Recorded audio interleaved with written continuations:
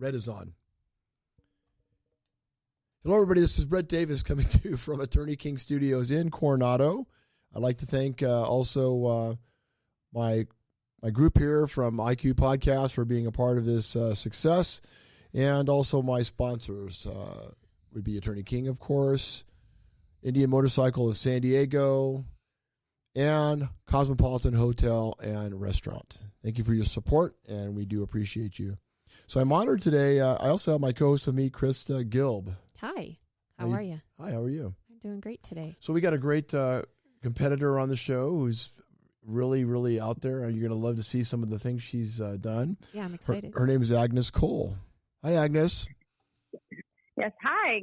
Good afternoon, everybody. Yes, we've been talking for a little bit of time to try to get you on the show. And you know what I love about what you're doing is you're bringing things to people in a time where not everybody can go to the gym.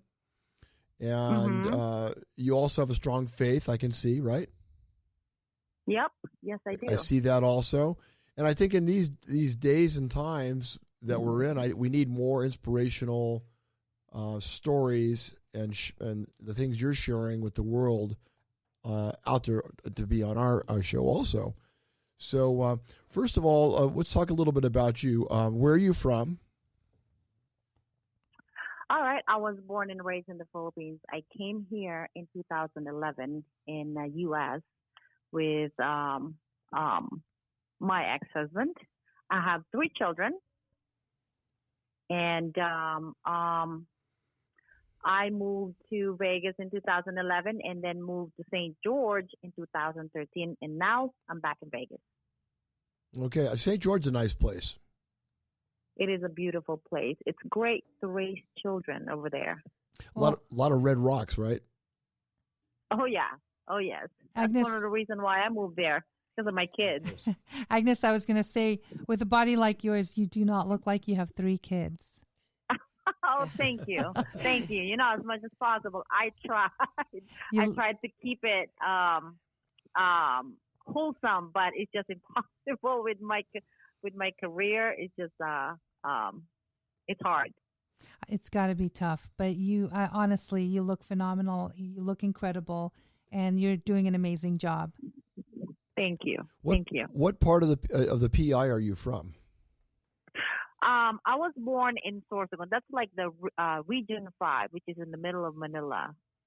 And my family lives in province of Masbate, but we're like Region 5. My family's from there. I was born really? I was born in the Philippines, and oh, you are? You're Filipino? I am. Oh, you are. And my parents have a farm in Tagaytay, and oh my, yeah. So I brought Brett with the family, with our girls last year. Right? Yeah. So, well, actually, that's amazing. It was for Christmas and New Year's. It was amazing. They had so much fun. Brett, oh, it's beautiful out there. Yeah. Tagaytay. I passed that. That's a beautiful area. It's a great city. I used to have a beach house in Peninsula de Punta Fuego, and that's in Batangas. Oh, my gosh. So you pass Tagaytay going to Batangas. Well, Batangas is amazing. That's one of my favorite places. The water is crystal clear, so it's beautiful. Yes. So, yeah. So when you guys were there, did you visit Peninsula de Punta Fuego or Terrazas de Punta Fuego? We were there. I'm not really sure of the names of the places because I haven't been there since I was, a little girl. So I am not familiar with a lot of the names. I just know that, I was born in Quezon City, but we have a farm now in Tagaytay. So nice. Yeah. Nice. That's a beautiful city. Thank you. But anyways, about you, we're going to go back to you. Okay. So how did you get into fitness? When did that start? Ooh, that's a hard, long story. If you guys know, I was married for 15 years, and I got divorced in 2018. I started fitness after I gave birth to my daughter, but I didn't really pursue it. I don't go every day. but I became addicted to it in 2016. And that's the time when I started competitions. The reason why I did that because of my ex-husband. I am a survivor of domestic violence. I'm sorry. I'm sorry you've gone through that. Yeah. That's the reason why I started this fitness, because of that. Yeah, you wanted to kick his ass, right? Oh, yes. Oh, yes. But hey, he's 220 pounds, and I'm here it is, like I'm like this little tiny girl. Yeah. So, well, I'm but sorry. he made me the toughest mother in the world. Good. I'm sorry that you went through that, and no man should be laying his hands on a woman. And my grandmother was part of domestic violence, and I witnessed it and saw and actually protected her many times. So I can't even imagine the horror. How just the whole thing is just an ugly. Just the word itself, it just has a really. But you turn something negative into something positive. Yeah. Well, it came out of it is very positive, because instead of me doing other things like, most, I'm still lucky. I call myself a lucky divorcee because I have my children. I have a full custody of my kids. And I turned myself into one of these amazing women and inspire other women out there. Also, like, I see myself as a advocate of domestic violence from, women all over the world that suffered from it. That's great. So I think the outcome of what happened to me is amazing. Yep. So I cherish that. You made a negative into a positive. So exactly to benefit you and your kids. So that's awesome. How did you do in your first show? Oh, wow. 2016, it was amazing. It was like 42 women on stage. Wow. And that was a NPC muscle contest, I think, in July 2nd. I was fourth out of that. Wow. That's awesome. amazing. That's like, impressive. Yeah. I didn't know I'm going to be accepting an award, because there were like these beautiful women, and I was like, there's no way I'm going to be, but hey, the table turned around. I came home with a trophy, and then ever since I said, like, if I can go home with this, like, just being fourth for my first show, and I only prepped for 9 weeks. Wow. 9 weeks? I mean, I think it was like 7 weeks and a half. I'm sorry, 7 weeks and a half. And I said, I might be doing something good. Yeah. So I said, like, I'm going to keep this going. And at that time, I was still married with my ex.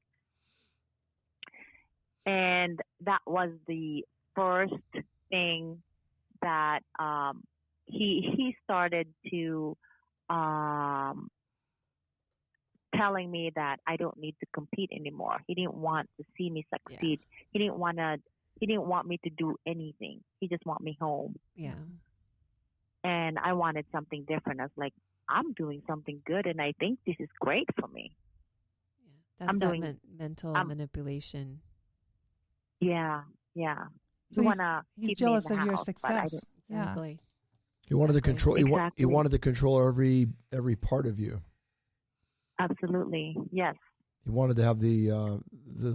I mean, it's horrible that he would even do something like that.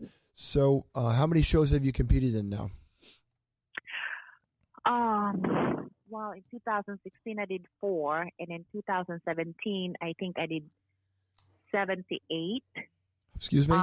Wait a minute. 728 or 78? 7 competitions or 8 competitions in 2017. Okay, I thought you said 7. I thought you said 78, and I'm like, what? Is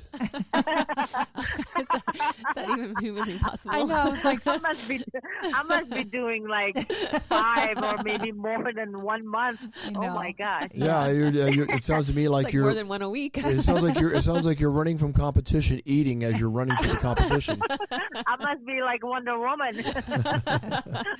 Well, in our that eyes, would be amazing, isn't it? Yeah, in our eyes, you are a Wonder Woman. You are a modern day wonder. I Thank you. mean, you look phenomenal. You know, the other thing is I like is that you sometimes when people work out, they look really odd in clothes. They never can seem to fit their body their body into the clothes properly. You have a nice style about you, nice fashion. You look very fashionable, and you look very just. You don't look like the typical competitor. Well, you're not masculine, actually. There's some women who go, I think they go a little too far, and Yeah. because you're doing bikini, right? Are you doing? Yeah. So you're doing bikini, and some of the bikini competitors are sometimes they go a little too far, and so I think you have a really, really wonderful physique. Thank you. Well, I consider myself as one of the natural bikini competitor in the world. So Perfect. I did the Natural Olympia last year, and I came home second. Wow. So that is an accomplishment, and I'm wishing that I could. I'll be first, but second is good enough. Hey, second's amazing. Natural Olympia. That is fantastic. Yes. That's a Denny Keiko show, right? Yes. Okay. And I'm wishing that I'll go home first this year and see what happens. I think you're going to do it. I think so too. Yeah. You gotta love stay in touch do with it. us and let us know when you're competing. So Of course. The Natural Olympia is held here in Las Vegas in November. Okay. We might So go that's see you. Perfect. That would be Come awesome. on If down. everything's going good here, if the virus dies off, let's pray that it dies off. But if everything's going good by November, yeah, we would love to see you at the Olympia, the Natural Olympia. Perfect. I would love for you guys to be here. So It would be amazing. It would be a great experience. So tell us, what do you do in your career and your life, and how has competing made you better at what you do? Here's the thing. When I moved here in Vegas, it was like a bad timing because I'm in the middle of looking for a job. Being a divorced and a single mom, you need an income because just doing a competition is not really making income because it's a lifestyle. Right. So when I got divorced, whatever I have left is pretty much from my divorce. So, but I pretty much made a great decision of after the divorce. I mean, I bought my house. I own my house. I own my car. So the one thing that pretty much putting me into like a scary part is like this virus is keeping me inside the house, and it's there's no job out there yet for me. Right. So I saw something you were doing the other day in the garage. You were using basic the stairs that you use to climb and reach things. Tell us about that, because I thought that way it looks like you were doing a stairmaster of some type. That is the You see that? This what do you call it? A ladder. It's a ladder, yeah. So I said, like, I don't have a stairmaster machine, so might as well just use that. Hey, it worked. You kept going up to the top, down, up, down, up. That's cool. Right? Yeah. How long did you do that for? Yes. How many minutes did you do that for? You can do that for 15 minutes, just nonstop. Yeah, But you have intense. to be very, very careful. I would say take off your shoes and just be barefoot. It's safer. You're probably right. Yes, because if you, I tried it. I tried using my shoes and I get wobbly, and then I tried using my socks and I get slippery. So just barefoot. So the It's the safest way. I mean, it's not safe because it's a leather, but I'd say it's good enough for now. Yeah, but you're finding ways to make it work. So that's awesome. Yeah. has anybody reached? Go ahead. Yeah. Has anybody reached out to you online on some of the things you're doing? Yes.